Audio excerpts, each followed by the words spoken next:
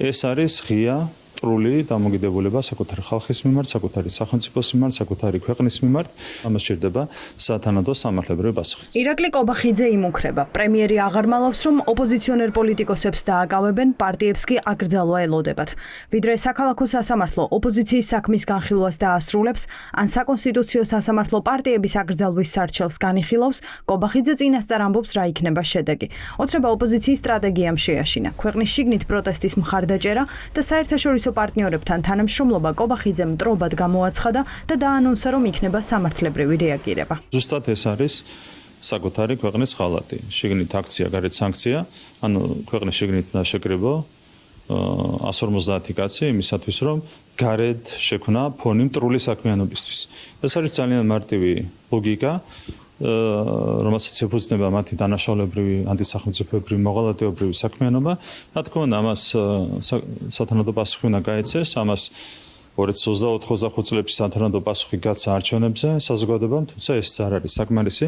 თქვენ იცით, რომ ჩვენ გვაქვს მომზადებული ასევე სარჩელი საკონსტიტუციო სასამართლოში, ზუსტად ეს მიდგომა ქვეყანაში აქცია, გარეთ სანქცია, ზუსტად ეს მიდგომა ამყარებს იმ სარჩელს, რომელიც არის შეტანილი საკონსტიტუციო სასამართლოში და ამას სჭირდება სათანადო პასუხი. ასე პრემიერი ნიკა გვარამიას პოსტს გამოეხმაურა. ცვლილებისთვის კოალიციის ლიდერმა სოციალურ ქსელში ბრძოლის უკვე კარგად ცნობილი ტაქტიკა დაწერა.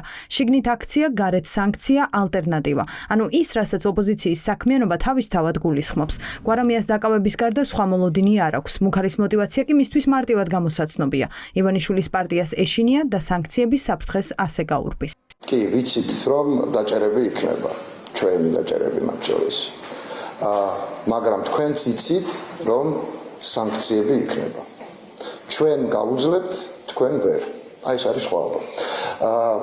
ის რომ ოპოზიცია ლაპარაკს შეწყვეტს, პროტესტს შეწყვეტს, მუშაობას შეწყვეტს ოცნების ამ ქვეყნიდან გადასაშენებლად, პოლიტიკურად გადასაშენებლად, ეს აბსურდია.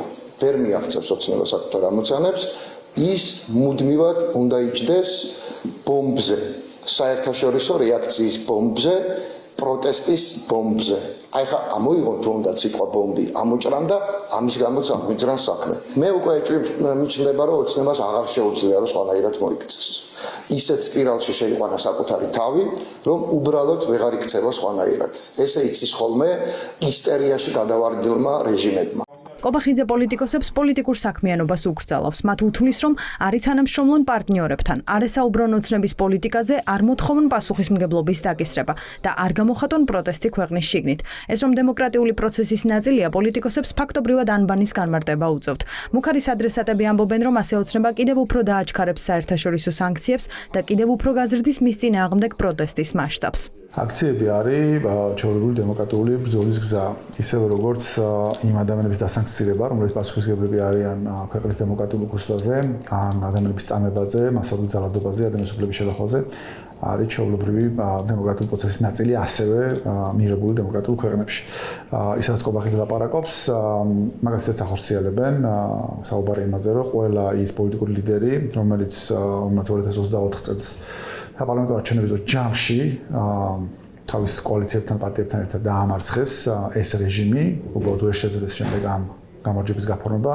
ყველა ეს ადამიანი ძალიან მალე ერთ თვეში თუ ნახევარში აღმოჩნდება ან საპატიმროში, ან ქვეყნის გარეთ. ეს არის რეალობა, რომელიც ისაც დგას და უბრალოდ ახლა მის კონსტანტ ხელახლა დაფიქსირება მოახდინა დღეს კობახიძემ, ამაში ახალი არაფერი არ არის. ქვეყნის შიგნით წინააღმდეგობას, ქვეყნის გარედან რეჟიმზე წნეხს და რაც მთავარია დემოკრატიული ალტერნატივის შექმნას, ნამდვილად აქვს ბიძინა ივანიშვილისთვის ძირის გამომთხრელი გავლენა და კიდევ ერთხელ, მაშინ როდესაც სამშობლო ბიძინა ივანიშვილია, კობახიძისთვის სამშობლოს ღალატად ნამდვილად შეიძლება დაფორმულირდეს ის, რაც ბიძინა ივანიშვილს ძირს გამოუთხრის და კი აქცია, სანქცია, ალტერნატივა ნამდვილად არის ეფექტური ფორმულა ბიძინა ივანიშვილის წინააღმდეგ. რაში დასჭირდა ქართულ ოცნებას ოპოზიციონერი ლიდერების დაკავება, ან რას არგებს თუ კი მსხვილი პოლიტიკური პარტიებიდან ყველა საკრძალავს. არსებობს ეჭვი, რომ ივანიშვილის პარტიას ლეგიტიმაციის მოსაპოვებლად და ამერიკის შეერთებულ შტატებთან ურთიერთობების გასაახლებლად საბაჭრო სჭირდება. მათ მხოლოდ იმ შემთხვევაში გაათავისუფლებდა თუ სანაცვლოდ ასეთივე მნიშვნელოვან სარგებელს მიიღებდა. ბევრს ამ ვაჭრობის არ სჯერა. პარტიებში თანხმდებიან, რომ კობახიძე ამ განცხადებით სამართლებრივი საქმეების პოლიტიკურ მოტივებს აღიარებს. როგორ ერევა ბიძინა ივანიშვილი და ბიძინა ივანიშვილის ხელდასმული მოღალატეები პირდაპირ ერევიან სასამართლო საქმიანობაში. შესაბამისად, კიდევ ერთხელ ადასტურებს იმას, რომ ამ ქვეყანაში სასამართლო სისტემა არ არსებობს და ის იმართება ერთი ადამიანის, ბიძინა ივანიშვილის მხრიდან. ზეწოლის კლასიკური მაგალითი იყო სასამართლოზე, საბოტაჟის ეგრეთ წოდებული საბოტაჟის საქმის მოსამართლეზე და საკონსტიტუციო სასამართლოზე, რომელსაც პარტიების საკითხი უნდა განიხილოს.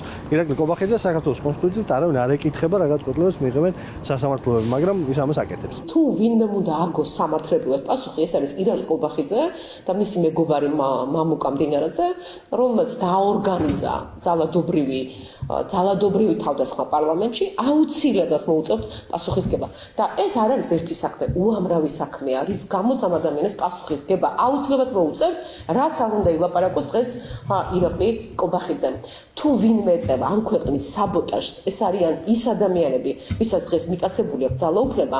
საქალაქო სასამართლო 8 ოპოზიციონერის საქმეს დაჩქარებული ტემპით განიხილავს, თუმცა ჯერ არ ჩქარობს საკონსტიტუციო სასამართლო. არსებობს დასაბუთებული ეჭვი, რომ ორივეგან პროცესს ქართული ოცნების დღის წესრიგი განსაზღვრავს და ივანიშვილის პარტიაში იწერება ვერდიქტიც, რომელიც პრემიერმა უკვე აღარც დამალა.